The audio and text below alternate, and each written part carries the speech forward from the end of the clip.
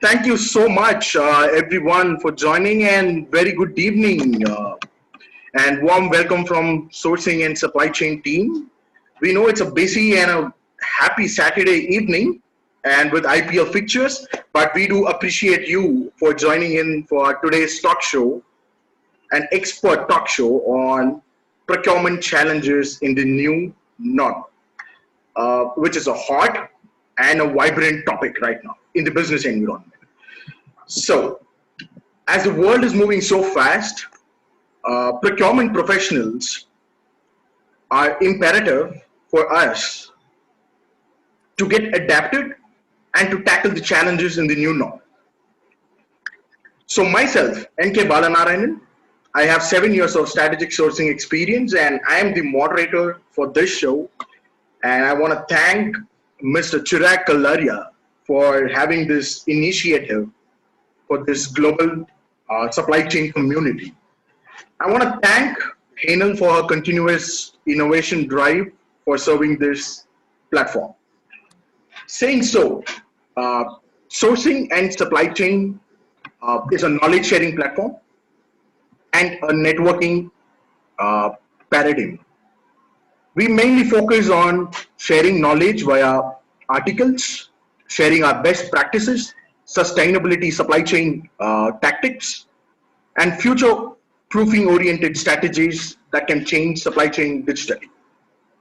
And also, we connect with industry top leaders across the globe, so we get our sourcing and supply chain community answered with their questions. So this is our core team. Mr. Chirag Kalaria is the founder who initiated this, and Hanel is the editor and designer for the team, and myself the networker, and I'm actively engaged in networking with the organization and the industry leaders in supply chain and procurement and in sourcing category management. So with that all above, it gives me immense pleasure in welcoming our experts today, Mr. Chandan, who is heading the supply chain for GVK Bio, and Mr. Chandan has extensive 18 plus years of experience in handling supply chain strategies across industries. The most interesting and which made me happy is like Chandan works on implementing the future proofing strategies for his organization in supply chain.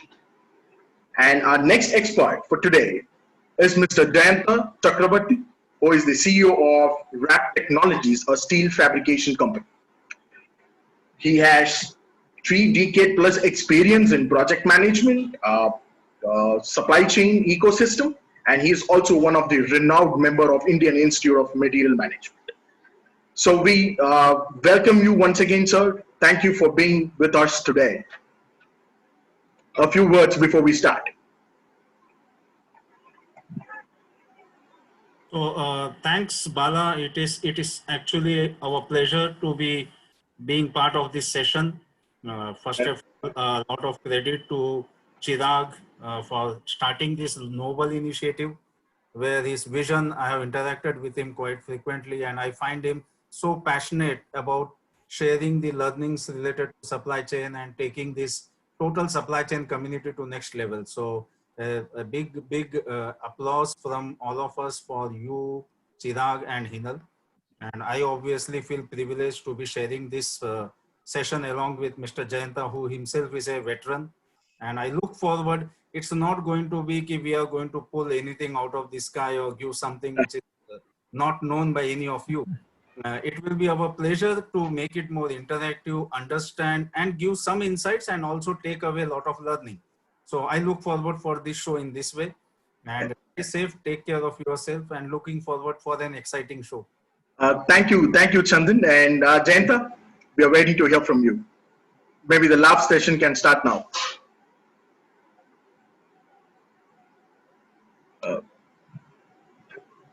Jayanta, you're able to hear us? Maybe. He is on mute. Jayanta, maybe you may have to unmute Yeah. yourself. Yeah, Yeah. yeah, I am Jayanta, and I am not an expert, believe me, but I have gathered some sort of experience throughout my career in supply chain management for last maybe 35 years, and I would be happy to share my experiences with all of you. It may be very structural, maybe very basic, but what I understand is if you clear your basics, then you can climb the ladder. So here I am. That's an amazing During the saying. course of my Yeah.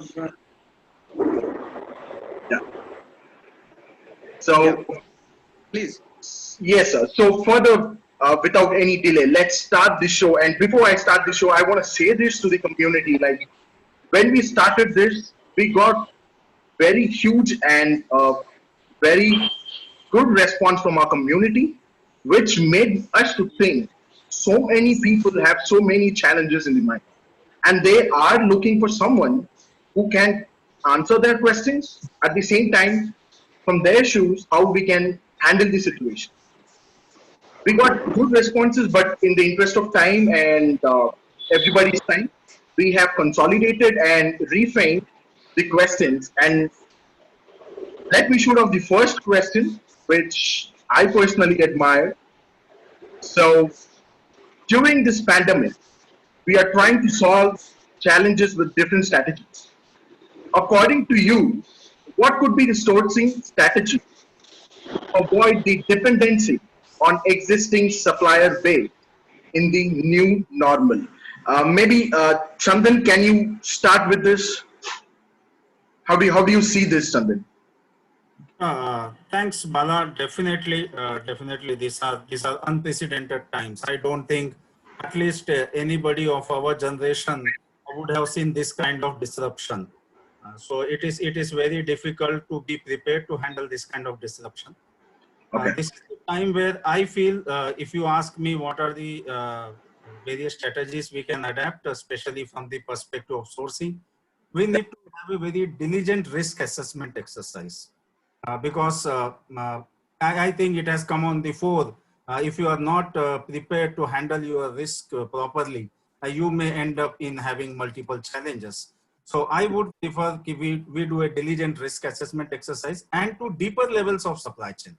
Beyond traditional reach, we usually consider tier 1 or maximum tier 2 levels where we go to our primary supplier and then maybe to go to his primary supplier. But we may have to look at it how we can go to the deeper levels. Definitely technology is going to play a key role there. And also, yes, we always think about cost or turnaround time, quality is non-negotiable, but we should start emphasizing equally on sustainability and capability enhancement. Whenever we identify a source, whenever we look for some negotiations, whenever we look for some contracting, we should now start considering the third and fourth pillar of sustainability and capability enhancement.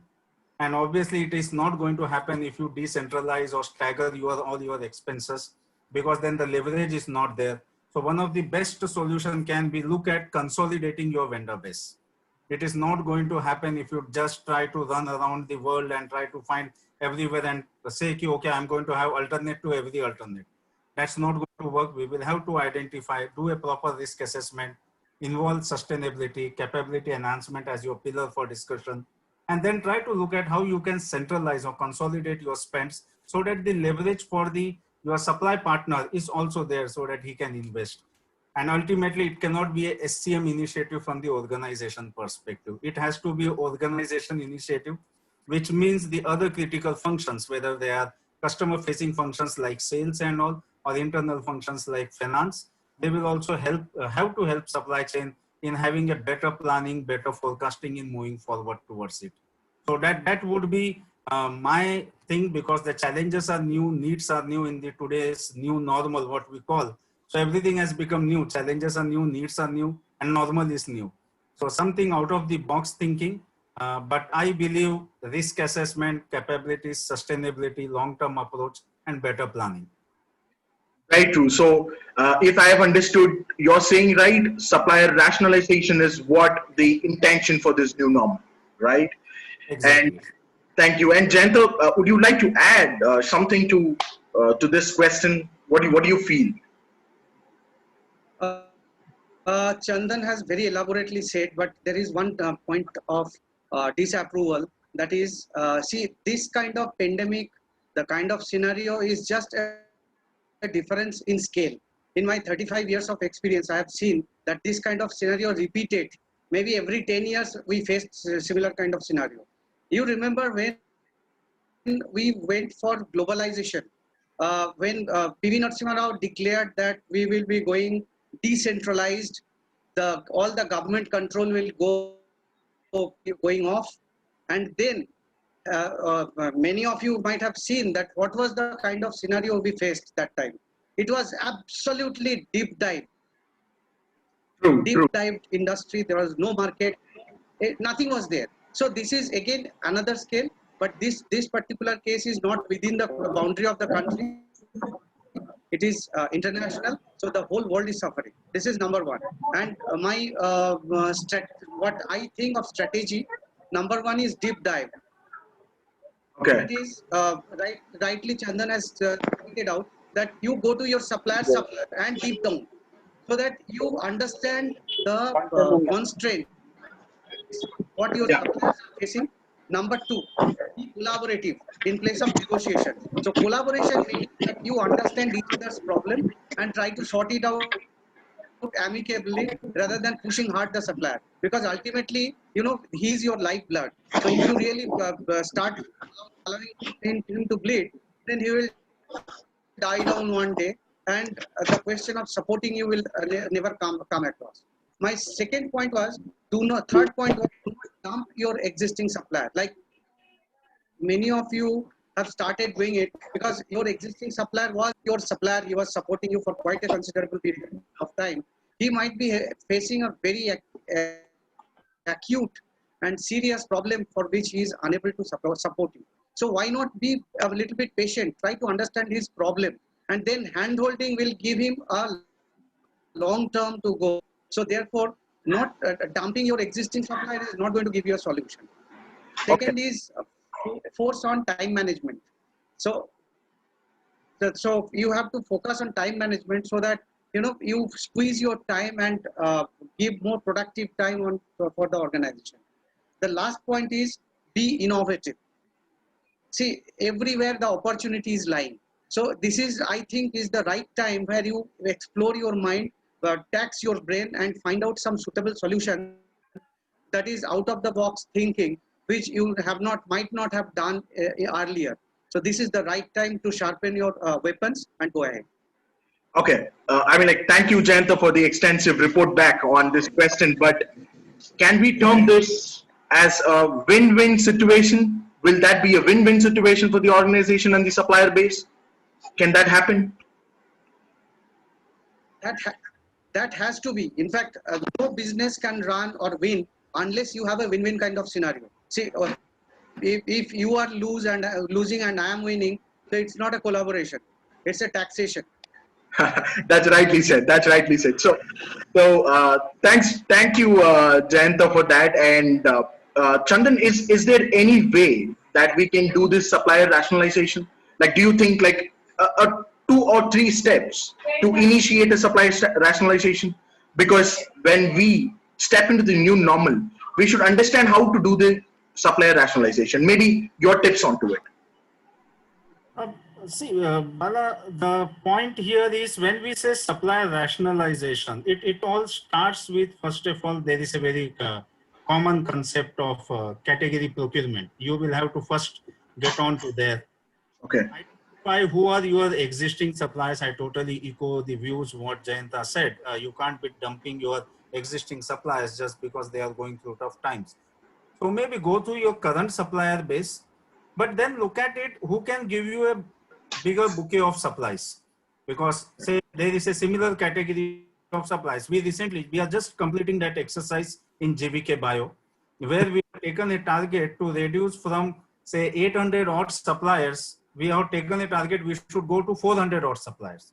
Okay. For the same amount of spend, we're looking at reduction of almost 50%. and it looks practically achievable. We are almost midway. And that's how we did. We first identified the similar category spend management we did. And then we identified who are the suppliers who are supporting us on the various spends. Then Okay. study their capabilities. Not going to be a desktop exercise. Engage them, understand from them, can they expand their gamut? Because in some places they may not have capability. In some cases they may not be cost effective. And in Okay. some cases they may not be timeline effective. So it's Yeah. going to be quite intensive exercise. Put all your parameters on the paper. You can either use a scorecard model to see which supplier suits you well, or maybe then instead of going for a very aggressive rationalizing, go into steps, do a pilot, identify easy category, take a maybe not so conservative target of say 20% reduction. If you succeed, then expand it. So it will need to go through a very proper project management technique. It's not going to be one day you decide and do a chopping. That's true. So in a nutshell, we'll move to the second question by concluding rationalization, supplier rationalization is a journey and it's not a destination. Absolutely. Exactly. Thank you, Chandan and Jayanta, for your response. And let's jump into the second question. Okay. This is something related to patriotism. So, how Indo-China Wow. geopolitical issue is going to impact China import and custom clearance in India? What are the alternatives for Chinese vendor? So, Jayanta, I want to start with you since you have worked with most of the government-related projects. It might be very personal to you. Okay, so how do you see this? We cannot eliminate China, that's for sure. We cannot eliminate China. But how do you reduce the dependency on China vendors? So can you please throw some light onto it?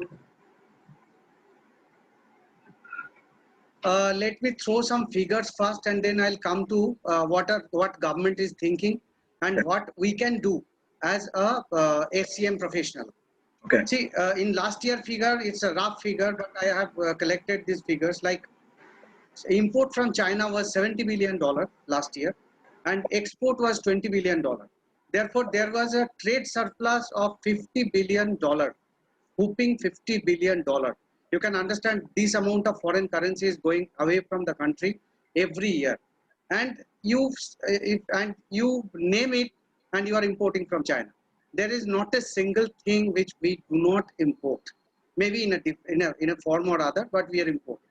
Now, let's look at the geopolitical issues. See, believe me, China is a country where politics is one side and trade and industry is completely in another side. There is no link.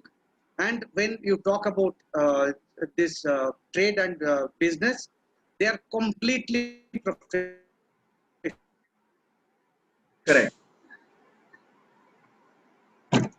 Every year in thousands of tons. And I have visited many places of China looking at various countries. The major thing why China is successful is their economies of scale. If they want to produce 10,000 units, they will make a plant of 1 lakh units and start. So that is the kind of volume they always think of.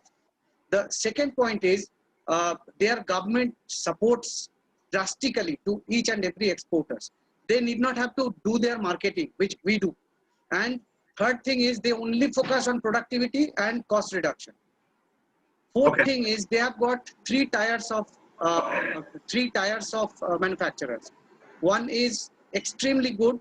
They are making like Sony, like Nokia, like all international brands.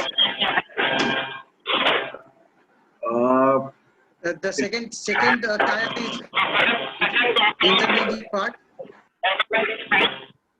so just give me a moment. I'll mute everyone.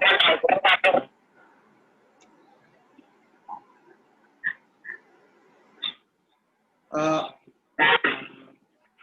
I cannot hear if any question was asked.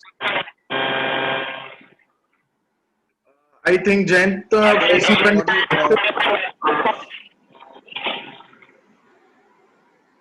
you, can you hear me clearly? Yes, 1 second. Mr. Lokesh, can you please mute yourself?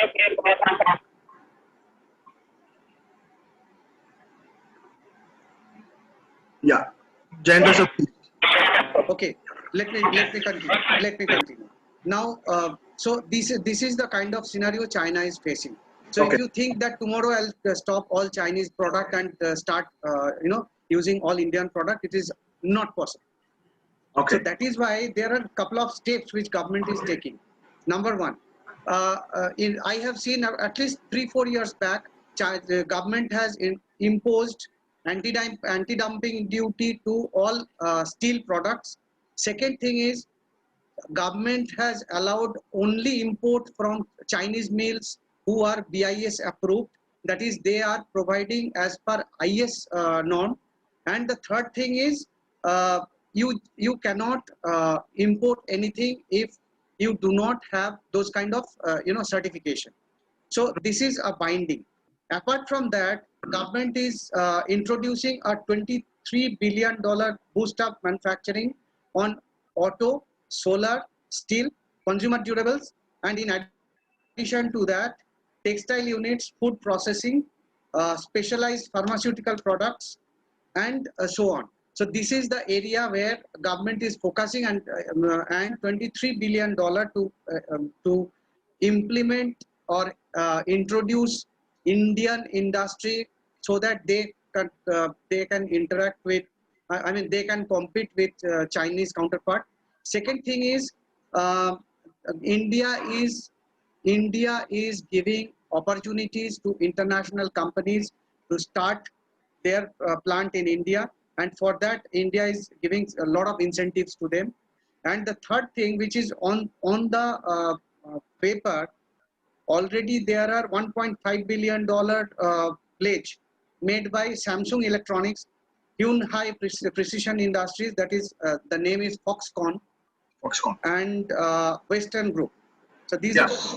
these are the three companies which has already signed an MOU for $1.5 billion in India, and it is continuing. But please understand that India is not the most most wanted investment zone in the country. The most wanted or the most favored investment zone is Taiwan, Malaysia, Myanmar, and Vietnam is the topmost one. So we have got a long way to go. Number one, we have to make our government rules more simplified. There has to be more single window concept. And the third point is, if we say that we are going for single window, it should be 100% single window. Just giving you an example, 2-3 days back, I was applying for uh, online driving license. It is absolutely a single window service. But when I entered into the system, I completed all the forms. But at the end of the day, what I was came to know that I have to I have to take the printouts of all the forms, and then I have to go to the RTO office, produce that, and then I get the approval. Okay. I will not say this is a single window. I got it. So And this thank is you. where you have to go further. So ultimately, there is no single country which can replace Chinese. That's China. That's what your conclusion is, right? Yes. And Yes. Chandan, do you wish to Absolutely. add? Chandan, you are right now working with the bioscience industry, and how do you choose the alternative for Chinese vendors? Like, what is your strategies? Like, can you eliminate and can you look out for any other supplier base in any other country? And if you are looking some other country, what would be the countries that you're targeting? That's something interesting. So Bala, as you rightly said, I come from pharma industry. GVK Bio is into kind of pharma space, Yeah. though we don't do any our own products of API or formulation in a bigger scale. But yes, pharma industry has a huge dependency on China. 80% of APIs are imported from China, and there is a reason for it. And the reason always is China, for whatsoever reasons, have been able to churn out low cost complex products, which is very critical in the chemical industry. So any kind of chemistry, they can do it and still give the best possible cost. And in certain cases, I have myself seen the price varies almost 2 times to 2.5 times if you want to make it in India Oh, as compared to China. Yes, one of the reason is, as Jayanta mentioned, their economics of scale, but then they are also creating market for it. Nobody would like to just build a capacity and then take over the overhead costs. So they are creating a market, and how they are doing it, they only know it. But ultimately, things which we are not able to market it, they are able to market and hence have a bigger factories. Their overhead costs are lower because of government incentives. Cost has been lower earlier, gradually it is Correct. picking up. And then their technology evaluation at China is far ahead of India. They adopt to technology much faster. And the biggest example is high-speed trains. Absolutely. So high-speed Correct. and all, which makes their transportation and logistics quite economical, which is a biggest challenge in India. In India, getting a raw material from Mumbai and getting a raw material from China, that takes same time to Hyderabad. true. That's the challenge. We have to look at the competencies which they have developed. Okay. And to your question, which is the preferred country which can replace China, at least in the API segment, pharma segment, world is looking at India. To be very frank, world is looking at India as an alternate, and you would see the pharma stocks in Indian stock market are on the upside. There are a lot of investments which are coming. A lot of people are wanting to move their base out of China, not fully, but they want it to be also de-risked into China, India. So Mhm. that are the advantages, but as Jayanta rightly said, innovation and capability enhancement to manage the complexities of the products what we are manufacturing. By doing low value products, I don't think we are going to replace China or de-risk China. Challenge is going to be how do you build that innovation capabilities. We are more intellectuals, that's what we claim as compared to Chinese. But then it's time to apply it on the ground, on the floor, and see if we can churn out cheaper. And government support is there. They have come up with these production linked incentives, at least for the electronics industry, textile industry, and pharma industry. They are encouraging, they have identified 53 APIs which companies can go and invest, and they are going to incentivize it in forms of various returns and credits. So if there are right set of people, we will be able to do it. We have been able to de-risk China to a greater extent in GVK Bio. Our dependency earlier was around 35% plus. Currently, we are at around 22%, and our target is to go into lower side of 20%, maybe 18 or 19% by the time we end the year. That's the input from my side, but more or less Jayanta covered. So I'm sure if there are any specific questions in this regard, we can answer it. Okay, that's great. So what I understand is completely eliminating China is far beyond our expectation, and that's going to take a while because now Atmanirbhar coming into picture. Uh, Government is supporting Indian supply chain to grow. Probably later down 5 years or 8 years, we might see the complete elimination of China. Thank you, Jayanta, and thank you, Chandan, for explaining it in a very nice way. So the next question, which I personally like because I am a digital detox. So how digitalization of supply chain can be a game changer uh, in the current scenario. So how it's going to impact the profitability. At the same time, the industry has to face manpower reduction because of the technology. So how do you see this, sir? How do you see it? Chandan, can you start with this? Like, can you start with your thoughts on this? Yeah, Bala, I would have preferred if you could also add on it because it's your interest area of interest. So you can add on whatever I miss in case. See, the amount of data any supply chain function handles and the kind of transactional activities we have, whether it is creating the POs, creating the invoices, punching the GRNs, I think digitalization can be the right solution to it.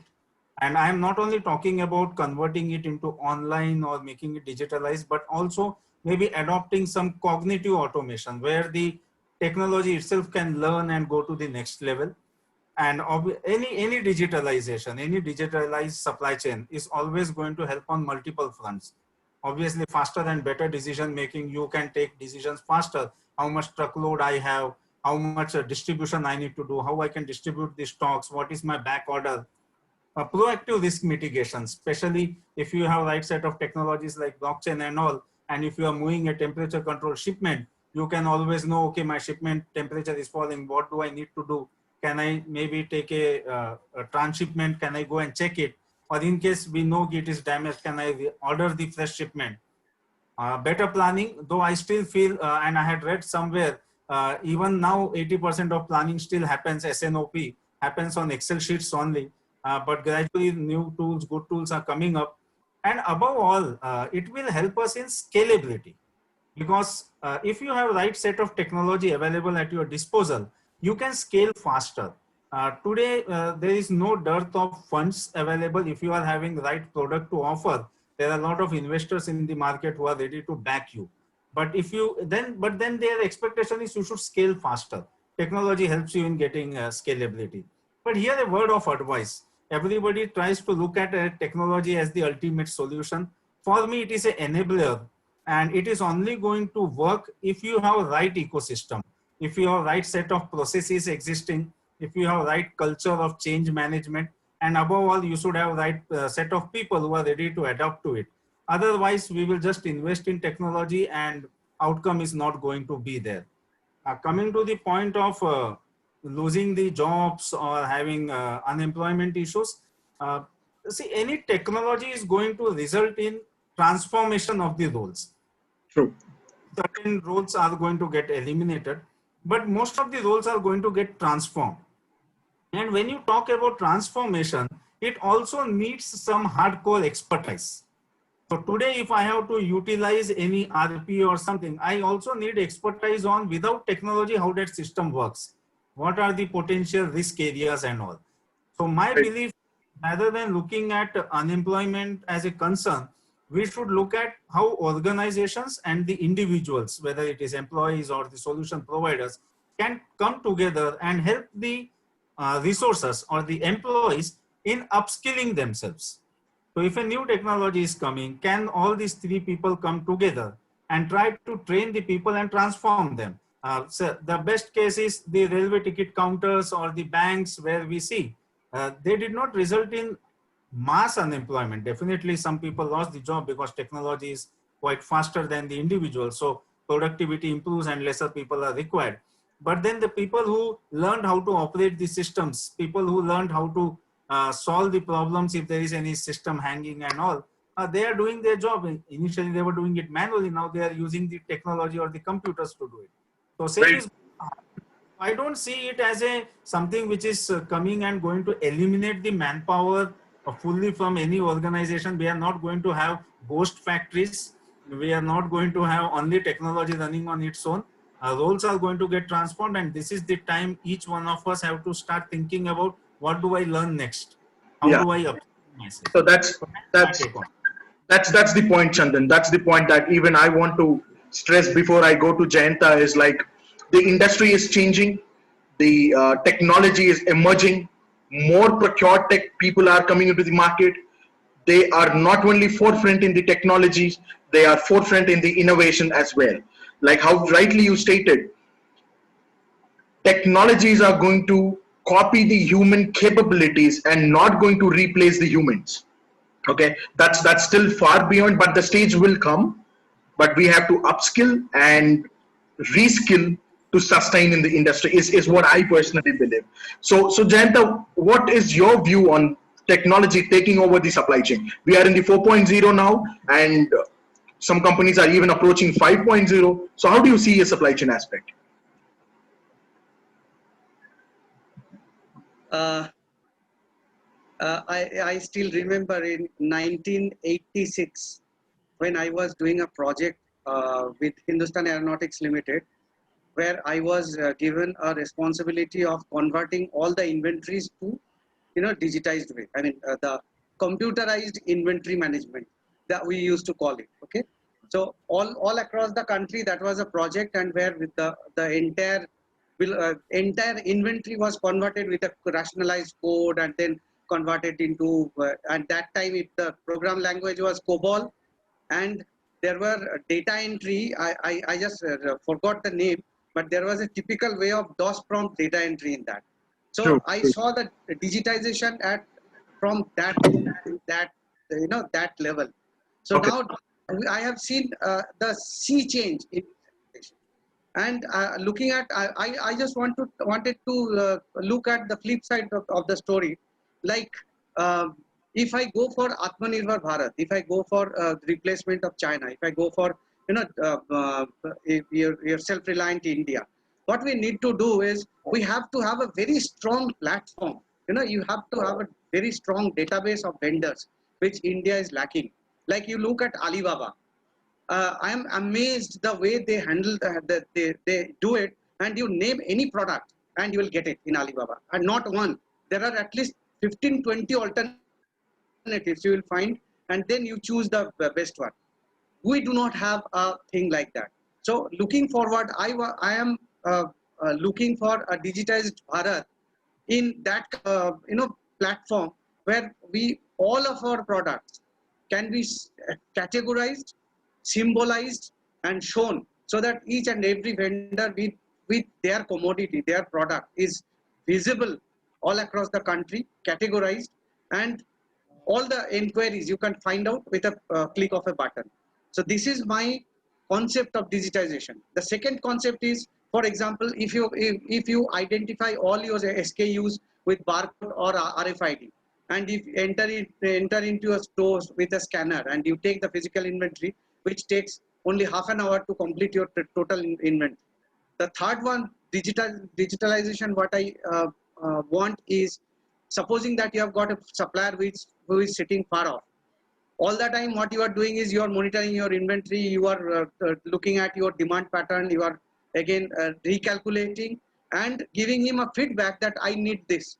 Instead of that, why don't you do a portal to him of your system, where your supplier looks at your and he calculates and he finds out that my demand is going to be this much in the month of June or September or whatever. So that way you can eliminate your work, you can eliminate your concern on availability of material on time. Okay. Your vendor can plan his as well as inventory in a much better way. So this is Thank the you. way I look at digitalization.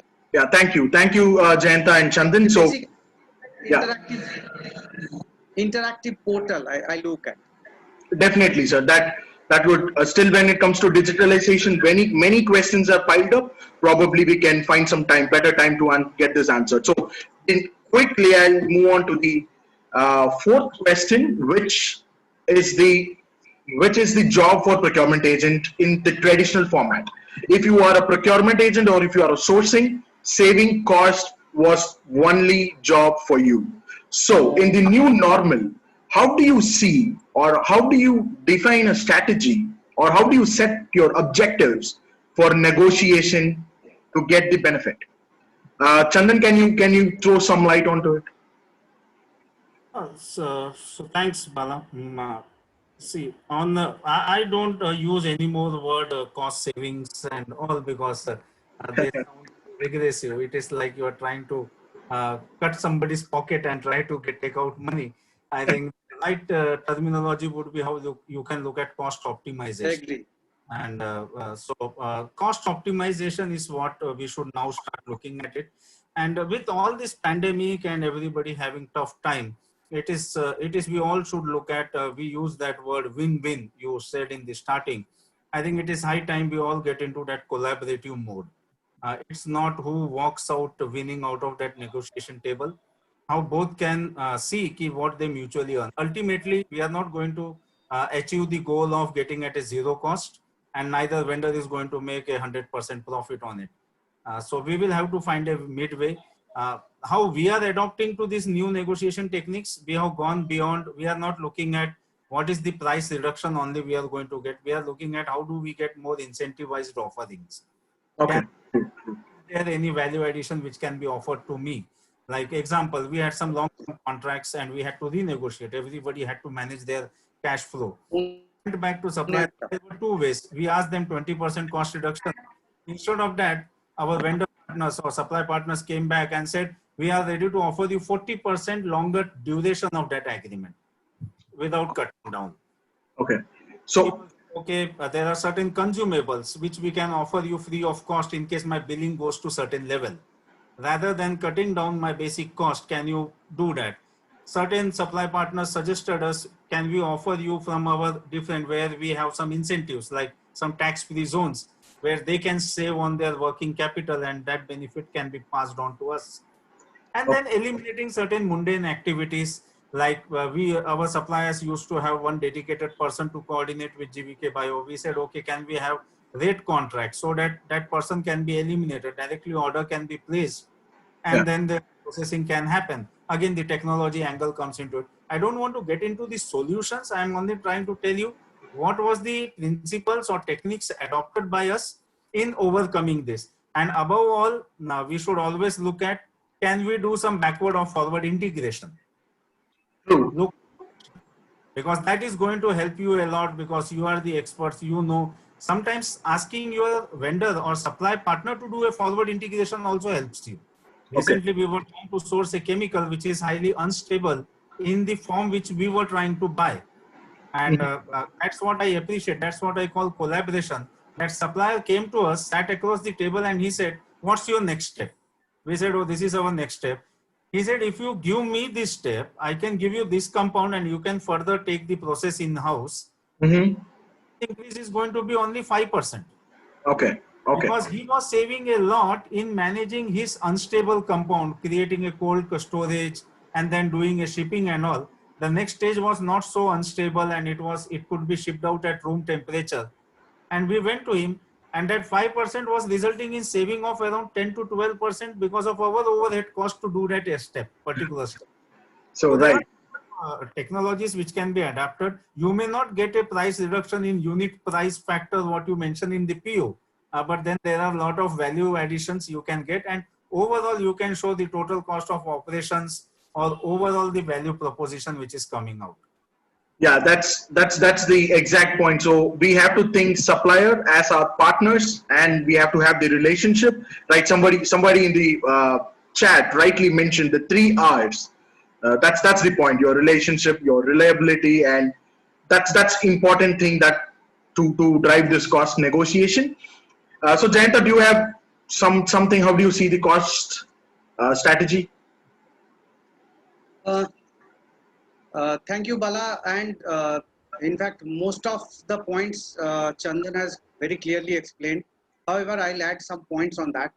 Say, for example, if you want to negotiate with someone, I would say that it is a collaboration. It's not a negotiation anymore, because Okay. it is not like you give 10% and I give 12% and things like that.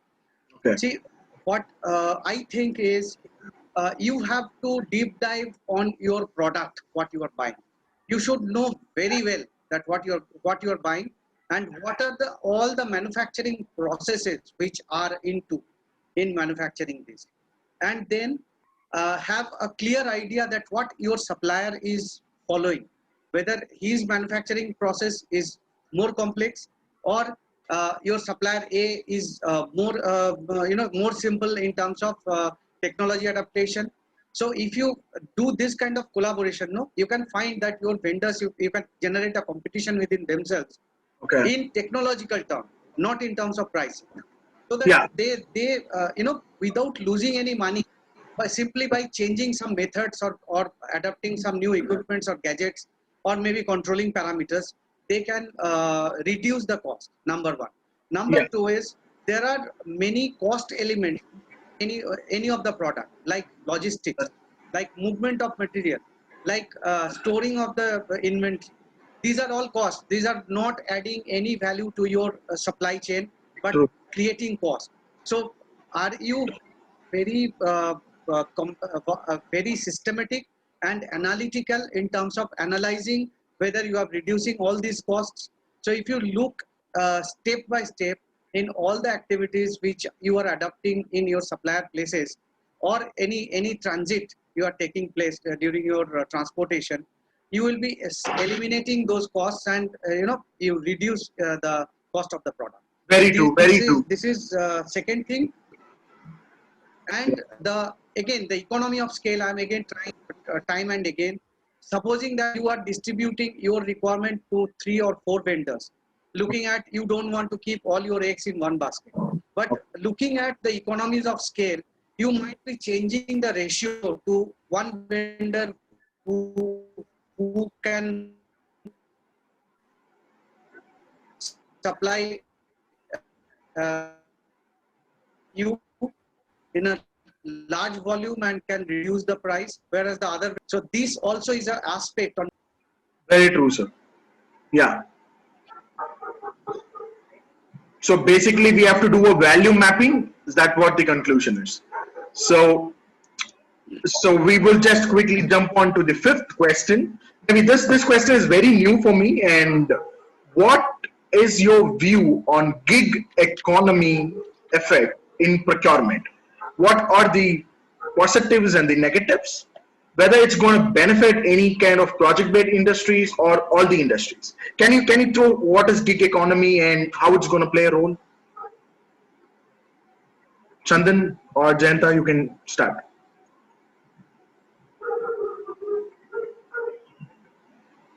Jayanta, you would like to go for it? Well, yeah, I would. See, this is a new term for me as well. But my understanding of gig economy is, hiring professionals or expert people for a particular activity or project. This is a dictionary term or dictionary explanation of gig economy. Okay. So in that case, what happens is, I am referring you to a age-old situation where, say for example, making a project.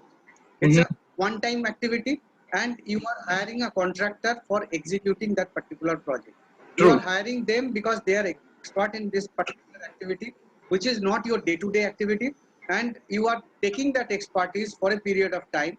You are utilizing them, and then eventually you are it's a completion of project and the engagement is over. Okay. So it is not an employer scenario. It is a contractual scenario. So Now the entire world is moving towards people of employees also in this kind of activity. Say for example, I am not an expert in supply chain, so I am hiring an expert supply chain professional to execute that particular activity for my organization. My core industrial experience is making clutch for automobile. So I am focusing only on clutch making. All other activities like HR function, like your procurement function, your finance function, all other supporting functions, you are hiring professionals on a time period basis, and you are evaluating them. If you are happy with them, you are continuing with them. If you are not happy, then you are going to a next level or going to someone yeah, else. So that's this is that's kind of hiring and firing kind of a scenario. yeah. So The Chandan, second I point have is, a yes. Sorry, Jayanta. Sorry. Go ahead. yeah. Um, Second point is, there are many platforms now available where the skill sets are available on hire. So what you do is you select that particular function, you select that particular person or institute or organization who is providing you the solution, and then you go ahead with the contractual activity of that. Right. And the third one is the concept new? It is not new. It is a new terminology, but this is an age-old process, and now the limitation is not within the function. Uh, it is beyond the activity, and people are. I mean, it is boiled down to the employees of the organization. So Very true. today I am employee of the organization. Tomorrow the organization might be seeing that they will hire me as a professional on contractual basis, and this is a contract. So there is no long-term relationship with me. It is a time-bound condition. True. So I have a follow-up question to you, Chandan. With India, I mean, considering India population, if everybody wants to become a freelancer, how do you see this? How do you See, see? so no, we also have to understand even government is so freelancers, or we say startups, small startups.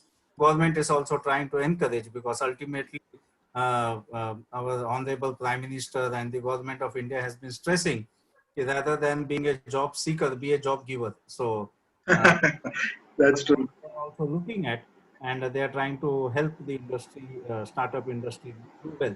If everybody tries to be a freelancer, it's a good thing. There will be a lot of talent available for hiring and doing certain jobs which are short term. So as you mentioned here, project-based industries, there may be certain activities which you may require only on short-term basis. It does not make any sense investing heavily onto it and then carrying that overhead cost and loading it onto the product and then to the customer and making yourself non-competitive.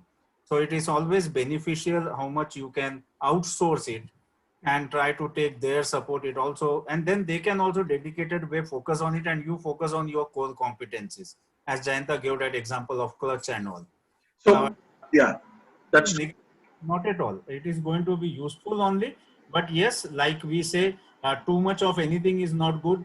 Slowly it will get cluttered, and then there is going to be cost cutting. There is going to be cost rationalization, and obviously later on, everybody sees what happened in the telecom sector. The consolidation will start happening. Okay.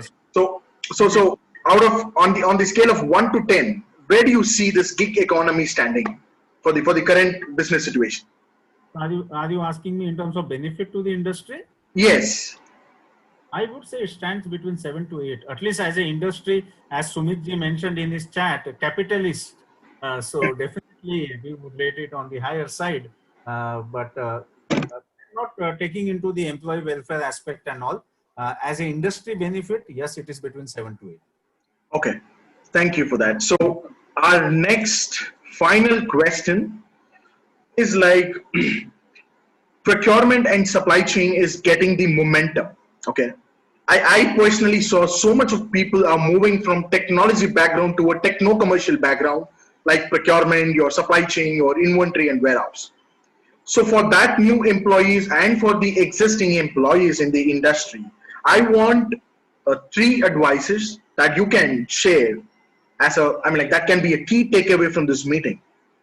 What could be the three advices to tackle the new normal and keep your job safe and secure? So whomsoever goes first Well, gets the chance. I would love to address this Yeah. because this is a very favorite subject of mine. Okay. So Okay, Chandan, with due permission. See, Please go ahead. what I would happens? also adopt 1 or 2 tips from you. So please go ahead. yeah. See, what happens is, do you think that ACM professionals are facing this challenge first time? I think since they have joined in this particular profession, they are facing it every day. It is nothing new to any one of you.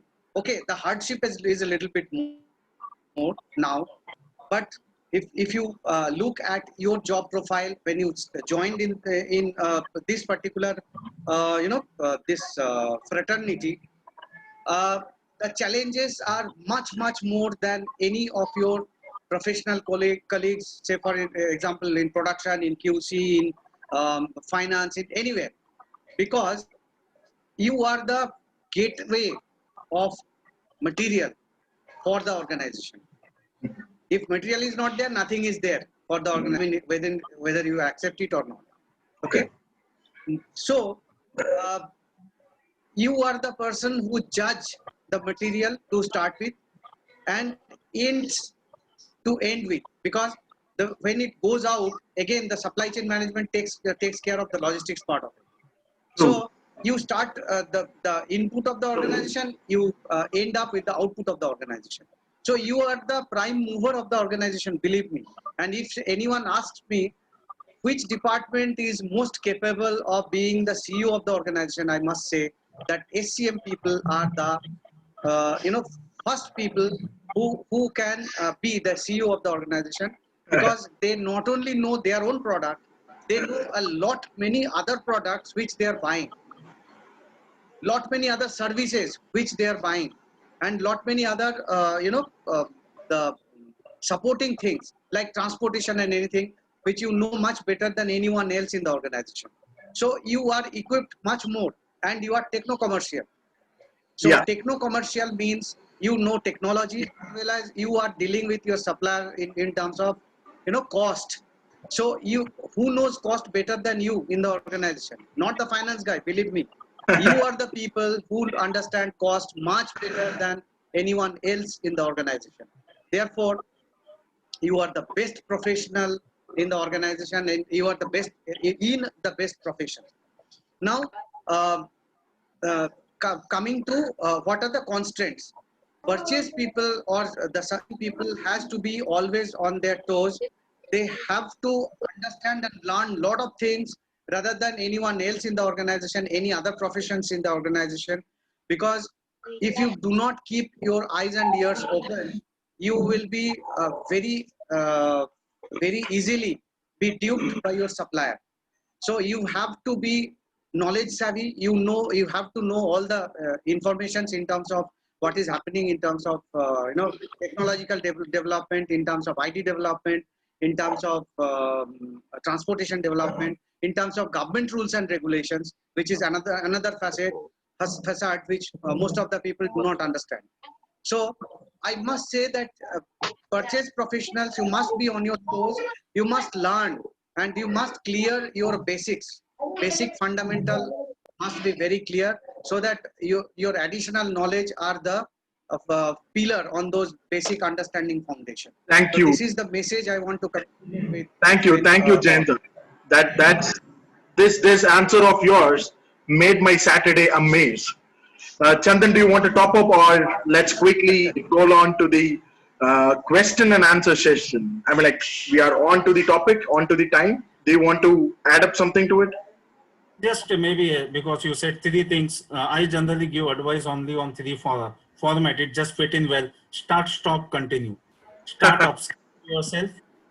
Stop running behind only cost or timelines. Include risk mitigation and a long-term approach. Continue believing your suppliers, collaborating with them and innovating with them. That's the message I would like to give to any procurement professional or a supply chain professional. Obviously, there are a lot of things. It's a ocean, but these are three things to start with. Okay, that's something amazing, and we have the last slide, and we are exactly 8 o'clock, and we have another 5 or 10 minutes which is pending. And if someone wants to ask any question related to sourcing and supply chain, we have our chat open, and if you are willing to talk, you can unmute yourself and ask your question directly to Jayanta and Chandan directly. So the stage is all yours. Okay, I got some. Okay. So everybody are interested to catch up with their IPL matches. So they wanted to. Yes, I have someone called Deepak Ghosh. May I come in? Yes, Deepak, please. You are already in with us. Thank you. I want to just highlight one thing with this so-called new normal. Uh Uh, huh. but after so many brainstorming, we get to know what is called pandemic and COVID, all these things. This is due to some kind of environmental challenges. So now we are concentrating on green supplies and so-called green SCM. So if the speakers or panelists can put some line in that context. Thank you. Uh, I mean, like, this is like amazing question, Deepak and Chandan. Jayanta, do you want to add on the sustainability of supply chain? I mean, like, that's something favorite we have. Yeah. So definitely, Bala. See, I think today's role, supply chain is not a back-end function. We are somebody who can create a value proposition for the organization as well. And how you are able to do your act in a clean way, in a ethical way, becomes very important, as it is important to do it efficiently and effectively. So that ethical and clean element definitely comes into picture, because in today's technologically connected world, news spreads very fast, and we all know bad news spreads much faster.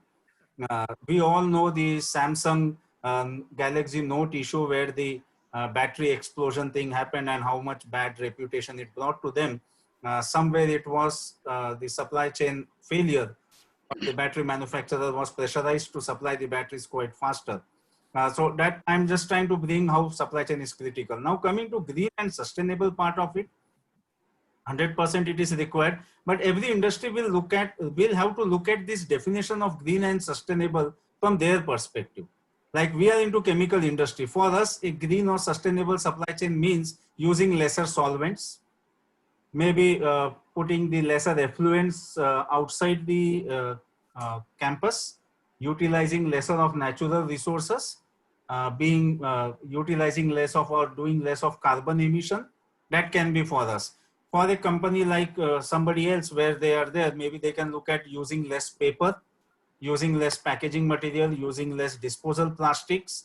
So definitely, if you ask me, is green supply chain a requirement? Yes, but at this stage, the challenges with green supply chain is the cost factor associated with it. And a lot of we don't have enough resources to really establish, like we have been talking about replacing plastics with some biodegradable material, but still we have not been able to find it out. For us also, there are certain reactions we need to use solvents. There is no other way out. You can't do it in silico where you do it on a system and get the output. But gradually technology is developing. Tomorrow, if we don't have to execute the reaction, that itself is a way of contributing to green supply chain.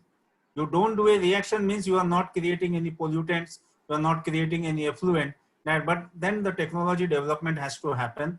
But every supply chain should take this as I would prefer we should all take this as one of the area where we all should work and do small baby steps. Somebody who can achieve big milestones is always useful, but small baby steps on that side. But it has to be customized to the industry. One size does not fit all. That's the point. I got it. So just for an example, in the logistics industry, they have transformed from plastic returnable materials to, I mean, like from plastic they have changed to returnable transit materials. They've started with wooden, which reduces the the risk of being exposed in green. So thanks for sharing that idea, Chandan. Maybe rightly you said different industry, like how for car manufacturing the carbon emission, and for other industry like Unilever, which is using the natural resources based on their nature of business, they have to start reducing it. I got it, and thank you, Deepak. It was amazing question. Thank you. And we have Lokesh. Lokesh, you can unmute yourself and hi, Lokesh. Hello. Yes, Lokesh. This is Lokesh. Good evening, all. Yeah. I have one question, or rather question. I want some solution. If you can guys can help us. This is with respect to the Indo-Chinese relationship and now the impact what we are facing due to the new government policy. Basically, we are before the COVID, we have uploaded some tender, okay, regarding the procurement of the one technology. So most of the technology providers are from the Chinese. Basically, the 95% technology with respect to our project is from the Chinese. Now, after the government policy, that we are not supposed to take or procure directly from the Chinese, we have to find out some alternatives with respect to that one. So that's why that our global tender got cancelled, and then again it has to be retendered. Okay, so our doubt with respect to this one, and the one solution if you can suggest that how to now search for the new technology, because most of the technology is from China. India don't have the technology, and other technologies where in the global are also not having that much the expertise. So can you please suggest? I mean, like, there's a very long question. Chandan or Jayanta, can you? So Lokesh happens to be my. Lokesh, can you mute yourself? Yeah, one second. So Lokesh happens to be my classmate and a good friend, and he is also working in a government organization, and one of the really guy who has inspired me to study well. So I was not very good in studies, so I think he is again helping me to learn something new. But my answer to Lokesh would be, it is surprising to me, Lokesh, ki you are saying at least in terms of technology, only China is able to supply. Yes, definitely they would be cost effective. But at this stage, maybe you can look at, can you split the implementation of the technology into, say, two phases, go for one phase or at a pilot scale first, try with some local resource, localization or something. But unless we get into detail, what is the technology and all, will be very difficult to answer it. If you are asking how do you handle it in terms of legal aspect, you have cancelled the order with China and all that. So every commercial contract has it will be binded by the local laws and all that. So if your local law does not allow you to source certain things from certain places, you can always quote it. But otherwise, finding an alternate will depend on what is the technology you were aspiring to get and what are the challenges why you are not able to find it in India. That's true. Okay. Anything you would like to add on to it? Jayanta, you want to add something onto it? Yeah, just a small thing which is coming up in my mind. In our country, like many big organizations, has a potential to support their ancillary industry to develop something which is not there in India. So Okay. there has to be some kind of hand holding. Say, for example, Reliance is importing a lot of things from China, and uh, if they want to stop it, then there has to be some method that the technology has to be transferred from ABC, XYZ, and then they should identify a vendor who can manufacture this with the support of Reliance, and then gradually you shift the entire dependency from China to that particular local manufacturer, because there are many things where the technology is not available. There are many things where the people are unable to fund that particular product because they do not know where the market is. So if you ensure the market and if you ensure the support from a big house, then I think this is a doable way of handling things and removing the dependency from China. Okay. This is the thought coming up in my mind. That's absolutely. And I think we are good with the questions. I want to thank the larger audience for taking up your time, and a special thanks to Chandan and Jayanta. I know it's a weekend, you guys want to relax, but we pulled you on a meeting, and definitely there are some good key takeaways that you have given to the audience. And thank you for giving me an opportunity to share my views with you. That's something amazing. So until we see in our next talk show, this is Team SSC signing off, and you have a great rest of your day and a beautiful Sunday ahead. Stay safe and sane. Stay safe, nice and hard. Thank you so much, and good evening, everybody. Thank you all. Have a safe